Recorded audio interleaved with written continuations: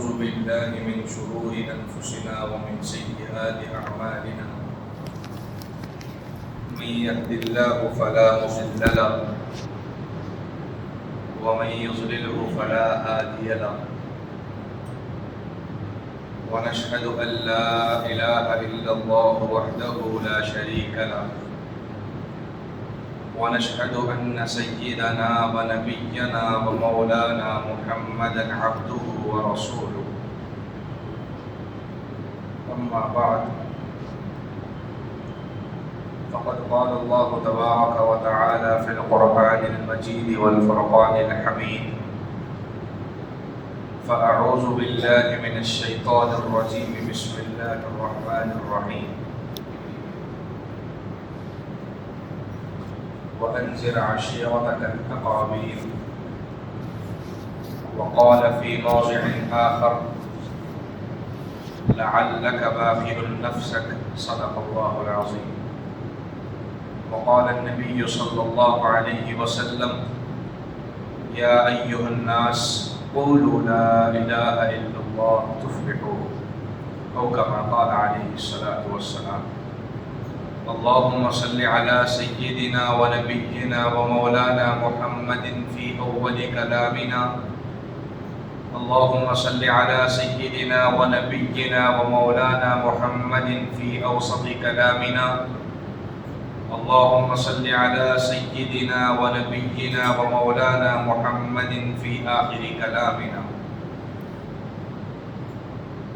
وہ آئے جن کے آنے کی زمانے کو ضرورت تھی وہ آئے جن کے آنے کی زمانے کو ضرورت تھی وہ آئے جن کی آمد کے لیے بے چین فطرت تھی وہ آئے نغمہ داؤد میں جن کا ترانہ تھا وہ آئے گریہ یعقوب میں جن کا فسانہ تھا وہ آئے جن کے خاطر مشترک تھی وادی بطحا وہ آئے جن کے قدموں کے لیے کعبہ ترستا تھا وہ آئے جن کو حق کی گود میں پالا وہ آئے جن کو خدمت کی حق کی گود میں پالا وہ آئے جن کے دم سے عرش اعظم پہ اجالا تھا بزرگان محترم عزیزان گرامی حاضرین عظام اللہ تبارک و تعالیٰ کا بے انتہا فضل کرم احسان یہ ہے کہ اللہ تبارک و تعالیٰ نے ہم سب کو ایمانی دولت سے مالا مال فرمایا ہے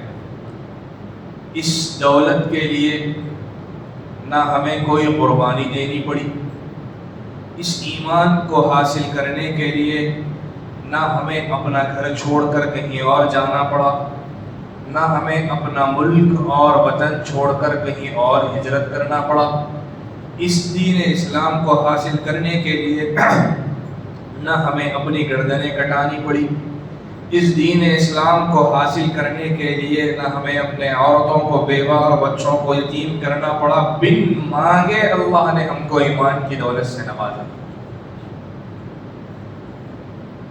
یہ مالک کا احسان ہے کہ امت محمدیہ میں پیدا فرمایا اور ایمانی گھرانے میں اللہ نے پیدا فرما کر بن مانگے یہ دولت اللہ نے ہم کو عطا فرمائی ہے لیکن یہ جو ایمان ہم تک پہنچا ہے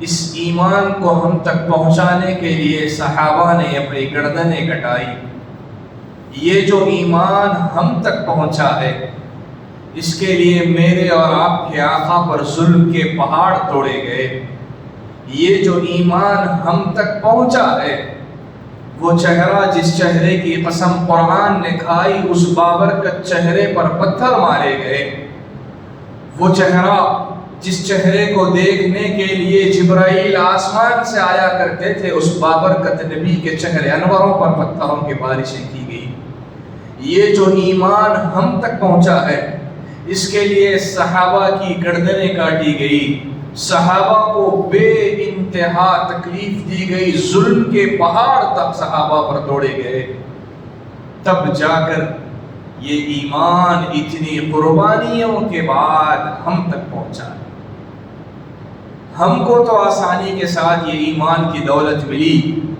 لیکن ہم تک جو یہ دین اسلام پہنچا ہے یہ اتنی آسانی سے نہیں پہنچا اس کے لیے بے انتہا قربانی دی گئی اور اتنا ظلم و ستم اللہ کے نبی پر کیا گیا کہ آپ کو مجبوراً مکہ چھوڑ کر مدینہ منورہ ہجرت کرنا۔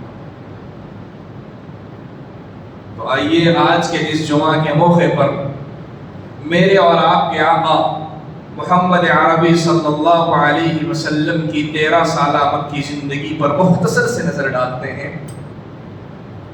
اللہ کے نبی صلی اللہ علیہ وسلم کی عادت مبارکہ تھی کہ آپ کئی دن کا کھانا اور پانی اور سامان لے کر غار حرا تشریف لے جاتے، وہاں جا کر اللہ کی وحدانیت پر غور و فکر فرماتے۔ اتفاق یہ ہوا کہ ایک دن ایک فرشتے نے آ کر آپ کو گھیر لیا اور اس فرشتے نے کہا اقرأ پڑھو۔ اللہ کے نبی نے فرمایا ما انا بقاری، میں پڑھا ہوا نہیں ہوں، میں پڑھنا نہیں چاہتا۔ تو جبرائیل امین نے آپ کو زور سے دبایا، اپنے سینے سے لگا کر پھر کہا اقرأ پڑھو۔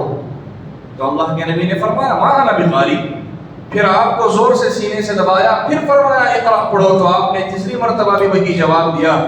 پھر اس کے بعد جبرائیل نے فرمایا اقرأ بسم ربک الذی خلق، پڑھو۔ جب آپ علیہ السلام نے قرآن کی یہ آیت پڑھی تو باضابطہ طور پر آپ کے سر پر نبوت کا تاج رکھ دیا گیا۔ اعلان نہیں ہوا، لیکن قرآن کی آیت جو ہی آپ نے پڑھی آپ کے سر پر باضابطہ نبوت کا تاج رکھ دیا گیا تھا۔ پھر اس کے بعد وہ فرشتہ غائب ہو گیا تو اللہ کے کلام کا اتنا بوجھ تھا کہ آپ علیہ السلام کے جسم پر تپتپی طاری ہو گئی۔ اللہ کے نبی فوراً غار حرا سے گھر تشریف لائے۔ امی جان خدیجہ رضی اللہ عنہا گھر میں موجود تھی۔ آپ کانپ رہے ہیں، بے چین و بے قرار ہو رہے ہیں۔ اللہ کے نبی نے فرمایا زملونی ہے خدیجہ، مجھے کمبل اڑا دو۔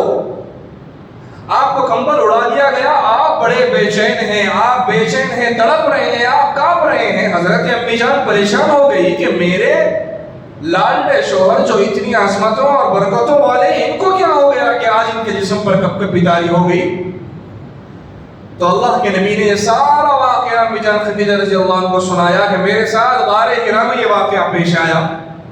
تو امی جان حضرت خدیجہ رضی اللہ عنہا اللہ کے نبی صلی اللہ علیہ وسلم کو لے کر اپنے چچیرے بھائی حضرت ورقہ بن نوفل کے پاس گئی، جو تورات کے بہت بڑے عالم تھے۔ ان کی عمر 100 سال یا اس سے بھی زائد تھی اور بستر پر پڑے ہوئے تھے۔ امی جان حضرت خدیجہ نے اللہ کے نبی کو لے جا کر یہ فرمانے لگی کہ اے میرے بھائی، یہ میرے شوہر محمد ہے۔ ان کی عادت تھی کہ یہ کئی دن غار حرا تشریف لے جاتے، لیکن یہ بتا رہے ہیں کہ ایک کوئی عجیب سی مخلوق نے آ کر ان کو گھیرا اور اس مخلوق نے ان کو کہا کہ اقرأ پڑھو۔ تو انہوں نے کہا کہ ما انا بقاری، میں پڑھنا نہیں جانتا۔ تو اس نے ان کو زور سے دبایا۔ اس کے بعد ان کے جسم پر کپکپی طاری ہو گئی۔ تو جیسے ہی یہ بات ورقہ بن نوفل نے سنی، وہ کہنے لگے خدیجہ مجھے بستر سے اٹھاؤ۔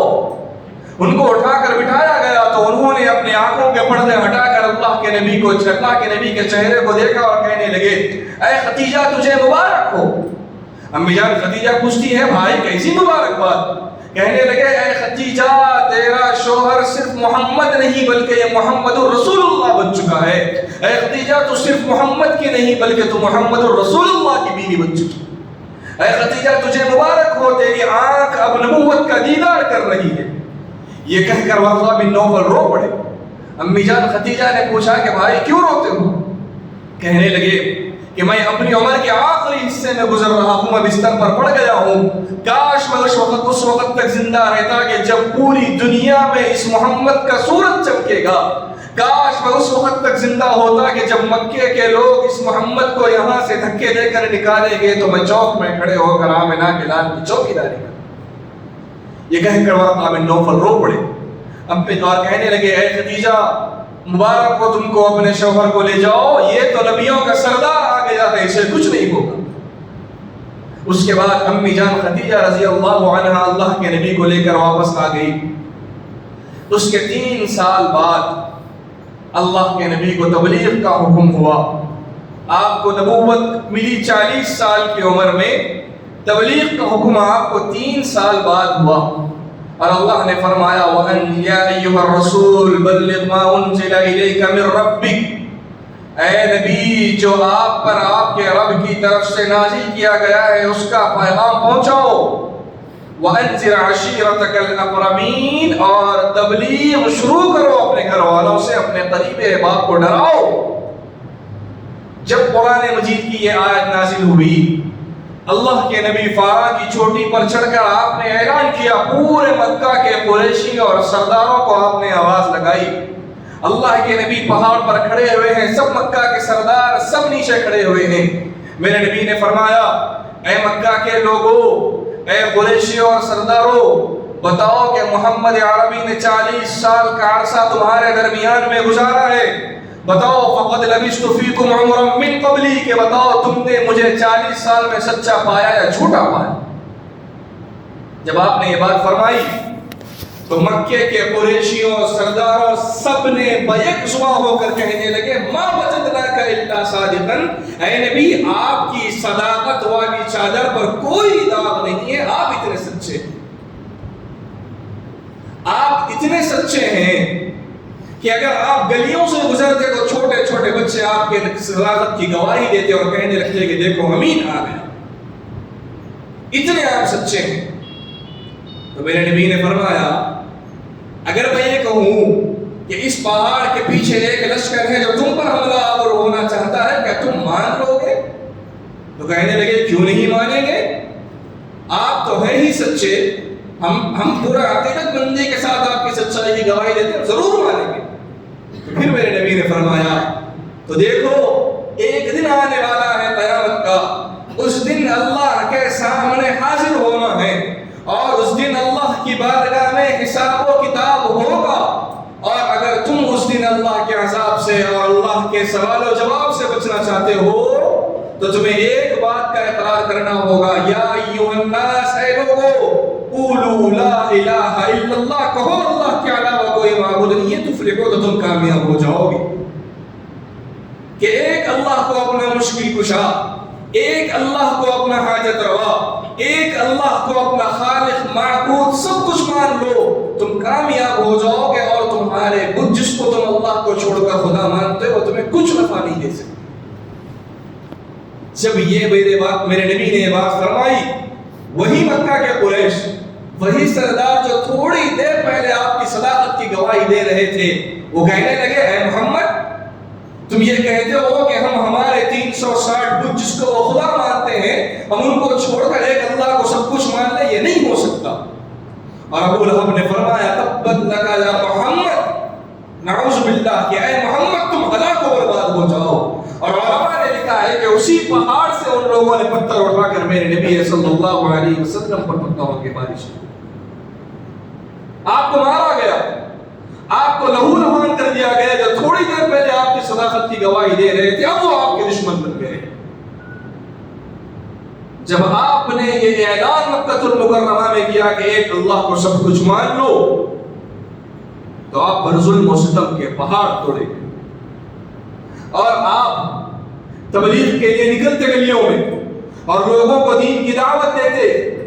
آپ ایک بازار میں دین کی دعوت دینے لگے تو آپ کو چاروں طرف سے گھیر لیا گیا، تو آپ کو جب مارنے کی ان ظالموں نے کوشش کی تو آپ کو بچانے کے لیے سب سے پہلے آپ کے سامنے آنے والا شخص صدیق اکبر رضی اللہ عنہ، حضرت ابوبکر صدیق آئے، آ کر ان ظالموں سے کہنے لگے، اتقتلون رجلا ان یقول ربی اللہ، کہ تم اس شخص کو اس لیے مارتے ہو جو یہ کہتا ہے کہ ایک اللہ کے علاوہ کوئی معبود نہیں، اس ظلم میں مارتے ہو؟ یہ کہہ کر اللہ کے نبی نیچے گرے، صدیق اکبر نبی کے اوپر گر گئے۔ علماء نے لکھا ہے کہ اللہ کے نبی کو نیچے سے نکالا گیا اور صدیق اکبر رضی اللہ عنہ کو ظالموں نے اتنا مارا کہ صدیق اکبر بے ہوش ہو گئے، آپ کے چہرے مبارک پر پتھروں کی بارشیں کی گئی، آپ کے چہرے مبارک پر لاٹھیوں اور جوتوں سے مارا گیا، صدیق اکبر رضی اللہ عنہ کے ناک سے خون بہنے لگا اور آپ بیچ بازار میں بے ہوش پڑے رہے۔ اتنا صدیق اکبر رضی اللہ عنہ کو مارا گیا۔ پھر اس کے بعد حضرت صدیق اکبر رضی اللہ عنہ کو بے ہوشی کی حالت میں اٹھا کر گھر لایا گیا۔ صدیق اکبر بے ہوش پڑے ہیں، حضرت صدیق اکبر رضی اللہ عنہ کی والدہ ایک دودھ کا پیالہ اور ایک چمچہ شہد لے کر سرانے کھڑی ہے کہ میرے بیٹے کو ہوش آ جائے تو میں پلا دوں۔ اس کے سارے جسم سے خون بہ رہا ہے اور وہ شدید زخمی ہے، اور آپس میں بھائی ایک دوسرے سے صدیق اکبر رضی اللہ عنہ کے چچا اور بھائی آپس میں تذکرے کرنے لگے کہ ہم نے کہا تھا کہ صدیق اکبر کو محمد کے ساتھ نہ رہا کرو، ہماری بات نہیں سنتا۔ جب شام کے وقت حضرت ابو بکر صدیق رضی اللہ عنہ کو ہوش آیا تو صدیق اکبر کی والدہ نے کہا کہ ابو بکر میرے بیٹے تمہارے جسم سے لہو بہ رہا ہے، لہذا تم یہ دودھ کا پیالہ پی لو، تم یہ چمچہ شہد پی لو تاکہ تم شفا یاب ہو جاؤ۔ تو سامنے سے حضرت ابو بکر صدیق رضی اللہ عنہ نے فرمایا، اے ماں، میں اس وقت تک دودھ نہیں پیوں گا جب تک مجھے یہ پتہ نہ چلے کہ میرے اس وقت میرے محمد عربی صلی اللہ علیہ وسلم کا کیا حال ہے۔ جب تک مجھے نبی کے سلامتی ہونے کا علم نہ ہو تب تک میں دودھ نہیں پیوں گا۔ تو یہ کہنے پر صدیق اکبر رضی اللہ عنہ کے بھائی اور چچا تانے دینے لگے کہ ہم نے کہا تھا کہ محمد کے ساتھ نہ رہا کرو، کیوں جاتے ہو؟ تو ابو بکر صدیق نے فرمایا، میرا تو جینا اور مرنا اس کملی والے کے قدموں پہ قربان ہے، میں وہاں نہیں تو اور کہاں جاؤں۔ اس کے بعد حضرت ابو بکر رضی اللہ عنہ نے اپنی والدہ سے فرمایا کہ اس بستی میں ام جمیل نام کی ایک خاتون رہتی ہے، ان سے جا کر پوچھ کے آؤ کہ اس وقت اللہ کے نبی کہاں ہے اور کیا حال میں ہے۔ تو جب وہاں پوچھنے کے لیے گئے تو وہ خاتون کہنے لگی کہ اس وقت تک حضرت ابو بکر کی والدہ نے اسلام قبول نہیں کیا تھا۔ تو وہ کہنے لگی کہ تم کو میں نہیں بتاؤں گی، تم نے نبی کا کلمہ نہیں پڑھا۔ ابو بکر کی والدہ نے فرمایا، یہ میں نہیں، میرا بیٹا ابو بکر پوچھتا ہے۔ تو وہ خاتون خود چل کر آئی اور آ کر کہنے لگی، ابو بکر اللہ کے نبی اس وقت دار ارقم زید بن ارقم رضی اللہ عنہ کی حویلی میں موجود ہے۔ میں قربان جاؤں ابو بکر پر، رات کا وقت ہے، صدیق اکبر رضی اللہ عنہ کی یہ حالت ہے کہ قدم اٹھا کر رکھ نہیں پاتے، چلنا آپ کے لیے مشکل ہوتا ہے۔ انہیں اپنا ایک ہاتھ اپنے ماں کے کندھے پر رکھا اور دوسرا ہاتھ اس خاتون کے کندھے پر رکھا۔ رات ہے، تاریکی ہے، پتھر ہے اور کانٹے ہیں راستوں میں، اور صدیق اکبر اللہ کے نبی کے دیدار کے لیے نکل پڑا۔ یہ محبت تھی صحابہ کی۔ اور جب پہنچے دار ارقم، اللہ کے نبی تشریف فرما تھے، نبی نے صدیق اکبر کو دیکھا تو اللہ کے نبی اٹھ کر کھڑے ہوئے اور صدیق اکبر کی پیشانی پر بوسہ دیا، اور میرے نبی کہنے لگے، ابو بکر تو پریشان نہ ہو، میرا دل بھی بڑا بے چین و بے قرار ہے کہ آج تجھ پر ظلم کے پہاڑ توڑے گئے۔ تو صدیق اکبر رضی اللہ عنہ نے فرمایا، یا رسول اللہ، آج مجھ کو مارا گیا، آج مجھ پر ظلم کے پہاڑ توڑے گئے، یقیناً مجھ کو تکلیف ہوئی، لیکن جب میں نے آپ کو دیکھا اور جب میں نے آپ کے چہرے مبارک کو دیکھا کہ آپ صحیح سالم ہیں تو میری ساری تکلیفیں دور ہو گئی۔ یہ محبت تھی صحابہ کی اللہ کے نبی سے۔ پھر اس کے بعد آپ علیہ السلام وہی دار ارقم میں رہ کر آہستہ لوگ آتے گئے، آپ کے پاس ملاقات کرتے گئے، وہیں سے آہستہ چھپ کر دین کی تبلیغ ہوتی رہی۔ ایک وقت آیا کہ اللہ کے نبی صلی اللہ علیہ وسلم قرآن کی تلاوت فرما رہے ہیں، راستے سے ابو جہل گزرا، اس نے سنا کہ محمد عربی قرآن پڑھ رہے، وہی کان لگا کر کھڑا ہو گیا۔ یہ راستے سے اخنس بن شریف گزرا، اس نے دیکھا کہ محمد عربی قرآن پڑھ رہے، وہی کھڑے ہو گئے، اور کچھ دیر ان لوگوں نے کھڑے ہو کر قرآن سنا، اور سن کر جب وہاں آپس سے نکلنے لگے تو ایک ہی راستے میں دونوں کی ملاقات ہوئی۔ انہوں نے قسم کھائی کہ ہم یہ بات مکے میں کسی کو نہیں بتائیں گے، لیکن جب اگلے دن صبح ان کی ملاقات ہوئی تو کہنے لگے، سچ بات تو یہ ہے کہ محمد عربی جیسا قرآن پڑھتا ہے، پوری کائنات میں ایسا قرآن کوئی نہیں پڑھ سکتا۔ کون؟ نبی کے دشمن یہ بات کہہ رہے ہیں۔ پھر اس کے بعد ایک بڑی میٹنگ کعبۃ اللہ میں، خانہ وہاں پر دار الندوہ میں ایک میٹنگ ہوئی، ایک بہت بڑا میٹنگ ہال تھا۔ اس میں یہ میٹنگ ہوئی کہ دیکھو، مکے میں اگر تمہاری سرداری چاہیے، مکے میں اگر تمہاری بادشاہت چاہیے تو محمد عربی کے دین کو روکنا ہوگا۔ تو ایک شخص کہنے لگا کہ دین کو روکا کیسے جائے محمد کے؟ تو دوسرا شخص اٹھ کر کہنے لگا کہ لہٰذا دین کو روکنے اور ختم کرنے کا بہترین طریقہ ہے نعوذ باللہ کہ محمد کا قتل کر دیا جائے۔ تو ایک شخص اٹھ کر کہنے لگا کہ محمد کو قتل کون کرے گا؟ تو حضرت عمر فاروق رضی اللہ عنہ جو اس وقت اسلام نہیں لائے تھے، آپ تلوار لے کر کھڑے ہو گئے، میں محمد عربی کو قتل کروں گا اور اس دین کا خاتمہ کروں گا۔ طے ہو گیا، میٹنگ ہو گئی، اگلے دن صبح حضرت عمر اپنی تلوار ہاتھ میں لے کر نکلے، ہاتھ میں تلوار لے کر نکلے اور جا رہے ہیں، اور پورا مکہ جھوم رہا ہے کہ آج محمد کا دین ختم ہونے والا ہے۔ راستے میں غالباً ابو نعیم سے ملاقات ہوئی، کہنے لگے عمر کہاں جا رہے ہو؟ کہنے لگے کہ میں آج محمد عربی کا سر لینے جا رہا ہوں۔ تو ابو نعیم نے فرمایا محمد کی خبر بعد میں دینا، پہلے اپنے گھر جاؤ اور اپنے بہن اور بہن بھائی کی خبر لو۔ وہ محمد کا کلمہ پڑھ کے مسلمان ہو گئے۔ حضرت عمر پلٹے اپنے بہن کے گھر، جب جا کر دروازہ کھٹکھٹایا تو قرآن کی آواز آ رہی تھی، طٰہ ما انزلنا علیک القرآن لتشقى الا تذکرۃ لمن یخشی۔ قرآن کی آیت آ رہی تھی، عمر نے سنا، عمر نے دروازہ کھٹکھٹایا اور بہن کے گھر میں داخل ہوا کر عمر نے اپنی بہن فاطمہ بنت خطاب کو اتنا مارا کہ فاطمہ بے ہوش ہو گئی، ان کے کان کی بالی چڑھ گئی۔ جب فاطمہ کو ہوش آیا حضرت عمر کی بہن کو، کہنے لگی اے عمر، جس باپ کا خون تیری رگوں میں دوڑ رہا ہے اسی باپ کا خون میری رگوں میں دوڑ رہا ہے، تو مجھ کو مارتا تو تھک سکتا ہے لیکن میں محمد عربی کا کلمہ پڑھتے پڑھتے نہیں تھک سکتا۔ جب یہ جملہ حضرت عمر فاروق رضی اللہ عنہ کی بہن کی زبان سے نکلا تو کہنے لگے اے بہن بتاؤ آخر تم کو کون سی کتاب پڑھ رہی تھی، مجھے بھی اس کملی والے کے قدموں میں لے چلو۔ حضرت عمر نکلے پھر وہاں سے اللہ کے نبی کے پاس، تو دور سے صحابہ نے دیکھا کہ عمر تلوار ہاتھ میں لے آ رہے ہیں۔ اللہ کے نبی کو بتایا گیا یا رسول اللہ عمر آ رہے ہیں، تو نبی نے فرمایا عمر نہیں آ رہا، محمد کی رات والی دعا آ رہی ہے۔ جب نبی کو یہ معلوم ہوا کہ آپ کے خلاف دارالندوہ میں میٹنگ کی گئی اور آپ کی قتل کی پلاننگ کی گئی، تو اللہ کے نبی رات میں مکہ المکرمہ آ کر آپ نے اللہ سے دعا مانگی، اللہم اعز الاسلام بعمر بن الخطاب او عمر بن ہشام۔ اے اللہ اگر تو اسلام کو عزت دینا چاہتا ہے تو مجھے عمر بن خطاب دے دے یا عمر بن ہشام دے دے۔ عمر بن ہشام جس کا دوسرا نام ابو جہل، یہ مکے کے دو بہادر تھے۔ تو نبی کی وہ دعا حضرت عمر فاروق رضی اللہ عنہ کے حق میں قبول ہوئی۔ تو اللہ کے نبی نے فرمایا عمر نہیں آ رہا، محمد کی رات والی دعا آ رہی ہے۔ جب حضرت عمر رضی اللہ عنہ آئے نبی کی بارگاہ میں، نبی نے پوچھا عمر کیسے آنا ہوا؟ کہنے لگے یا رسول اللہ آپ کے قدموں میں اپنے آپ کو قربان کرنے کے لیے آیا۔ یہاں ایک بات غور کرنے کی ہے کہ صدیق حضرت عمر فاروق رضی اللہ عنہ کے کانوں میں جب قرآن کی آواز پڑی تو وہ اسلام میں داخل ہو کر مسلمان ہو گئے، اور ہم پہلے سے صاحب ایمان، پہلے سے اللہ نے ایمان کی دولت سے نوازا، اللہ نے ہم کو پہلے سے مسلمان بنایا، اس کے باوجود آج ہمارے ہاتھوں سے قرآن چھوٹا ہوا۔ یہ وہ قرآن ہے کہ جس کے کانوں میں پڑا تو حضرت عمر بھی اسلام میں داخل ہو گئے، اور جن کو اللہ نے پہلے سے ایمان کی دولت دی اور پہلے سے اللہ نے قرآن جیسی عظمت عطا کی، آج اس امت مسلمہ کے ہاتھوں سے قرآن چھوٹا ہوا۔ نتیجہ یہ کہ آج پوری دنیا میں امت مسلمہ ذلیل و رسوا ہو۔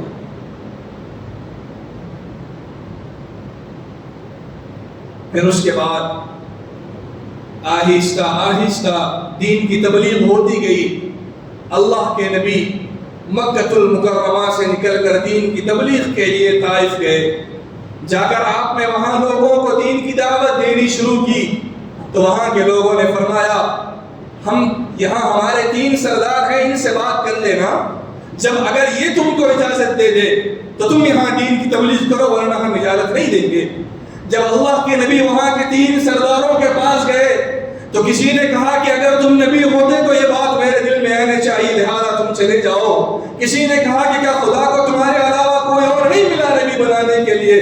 کسی نے کہا کہ اگر نبی ہوتے تو اس طرح در در پھرا نہیں کرتے۔ یہ کہہ کر انہوں نے میرے نبی کو وہاں سے نکالا اور کچھ بدماشوں کی ٹولی کو آپ کے پیچھے لگا دیا، اور آپ راستے میں نکلتے لوگوں کو دین کی تبلیغ کرتے ہوئے، دین کا پیغام دیتے ہوئے کہ لا الہ الا اللہ کہو، اللہ کے علاوہ کوئی معبود نہیں ہے، تفلحوا تو تم کامیاب ہو جاؤ۔ تو ان نوجوانوں کی ٹولی نے آپ پر پتھروں کی بارشیں کی، اللہ کے نبی کو اتنا مارا گیا کہ آپ کے جسم اطہر سے خون بہنے لگا، آپ پر بے ہوشی طاری ہونے لگی، آپ کچھ دیر کے لیے زمین پر بیٹھ جاتے، وہ نوجوانوں کی ٹولی آتی آپ کو پھر اٹھاتی، اور آپ تھوڑا آگے چلنے لگتے تو پھر آپ پر پتھروں کی بارشیں کر دی جاتی۔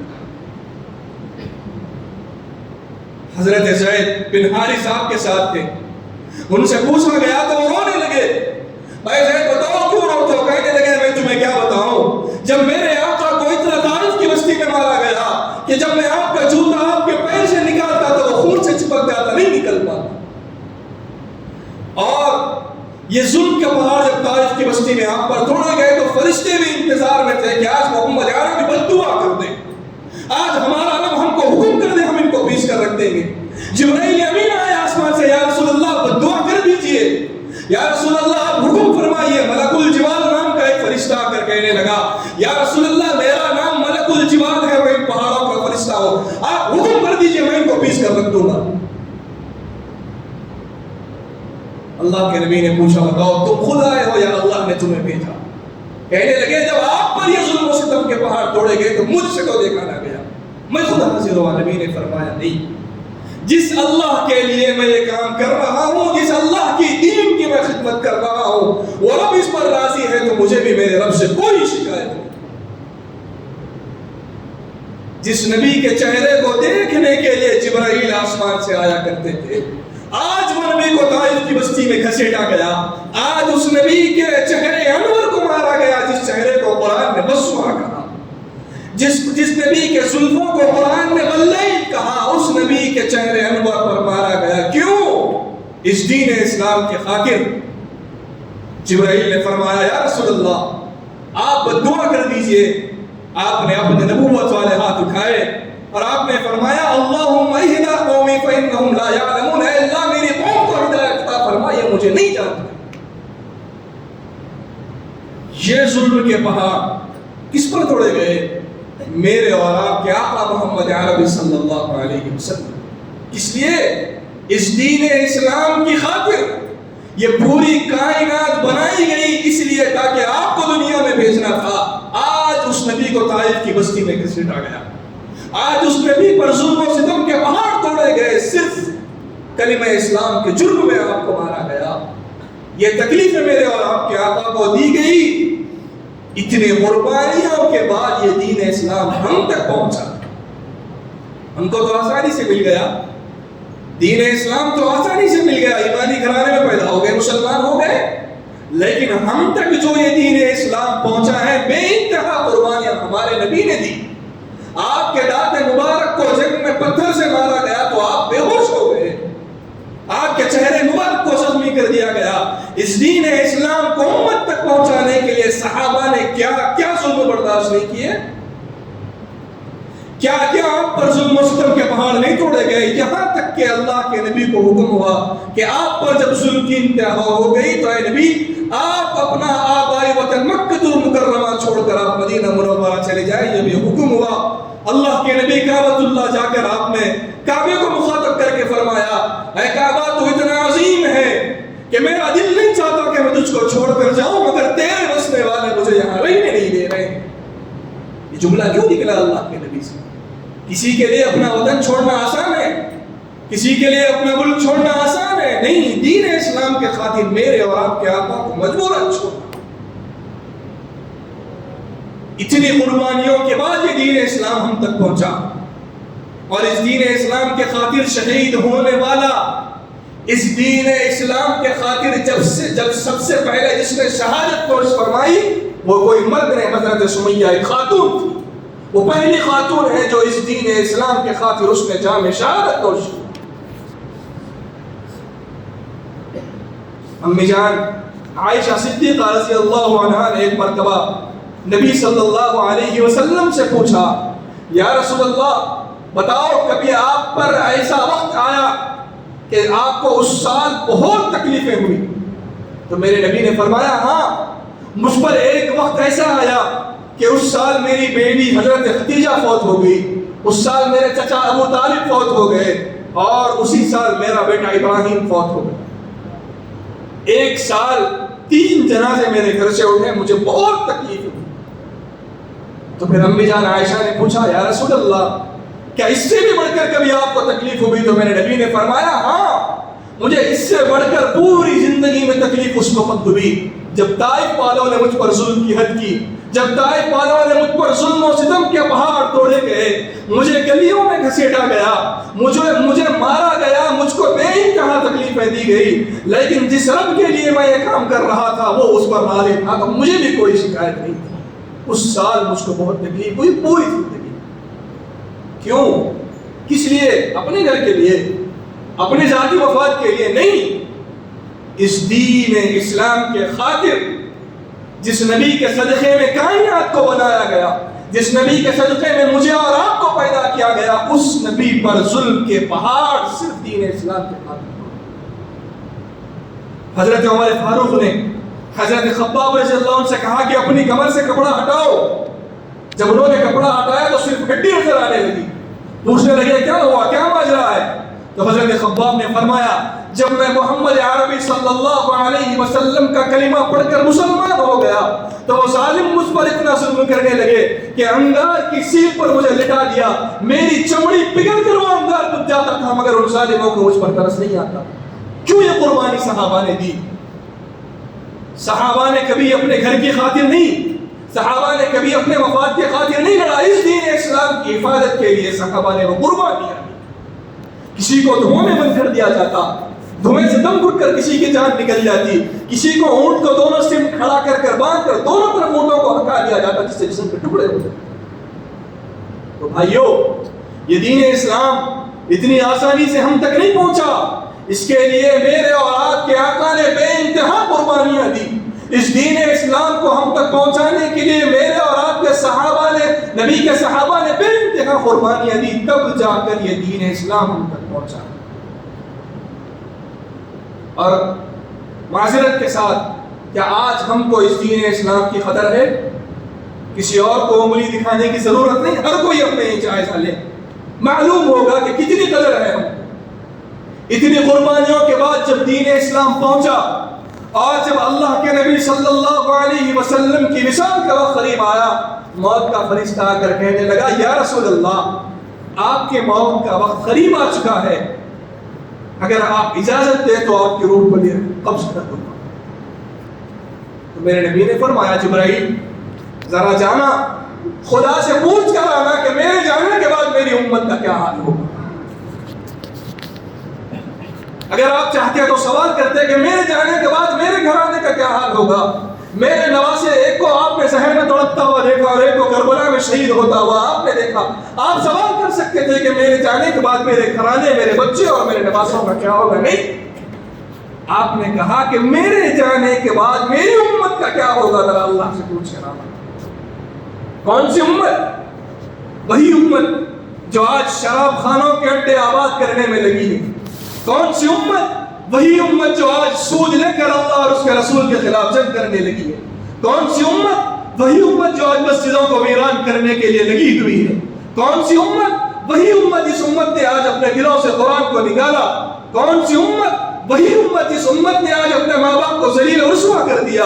کون سی امت؟ وہی امت جس امت کے دل میں خدا اور رسول کی محبت ہونی چاہیے اور قرآن کی عظمت ہونی چاہیے، اس امت نے آج اس دل کو ان تینوں چیزوں سے ویران کر دیا۔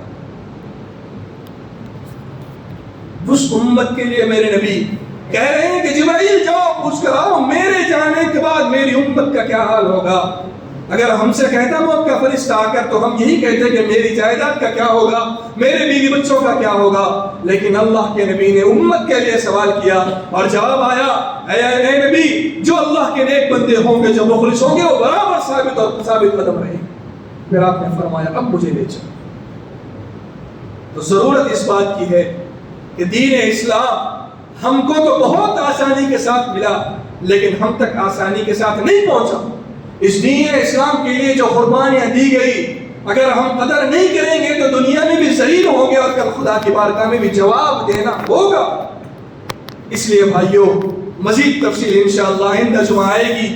اس لیے اللہ کے لیے مالک کا احسان تو یہ ہے کہ بغیر قربانیوں کے ایمان کی دولت سے نوازا، لہذا اس دولت کی قدر کرے، اس دین اسلام کی نعمت پر قدر اور شکر ادا کرتے ہوئے۔ اللہ نے بے شمار نعمتیں تو ہم کو دی، لیکن صرف دین اسلام کی نعمت کا پوری زندگی پر اگر شکر ادا کرنا چاہتے تو ہم ادا نہیں کر سکتے۔ لہذا دین اسلام پر جمے رہیں، اپنے ایمان کی فکر کریں، اپنے ایمان کو مضبوط کرنے کی فکر کریں۔ اللہ تبارک و تعالیٰ سے دعا ہے اللہ تعالیٰ کہنے سننے سے زیادہ عمل کی توفیق عطا فرمائے، آمین۔ وآخر دعوانا ان الحمد للہ رب العالمین۔